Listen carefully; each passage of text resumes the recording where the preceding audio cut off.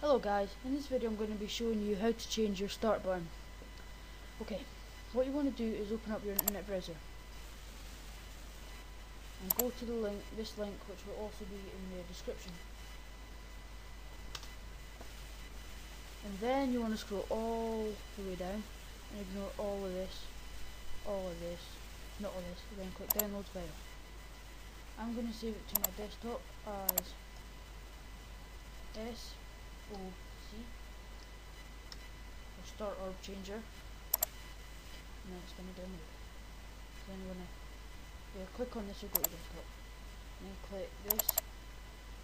Well, first before you do that is you want to extract to and click desktop, and then OK,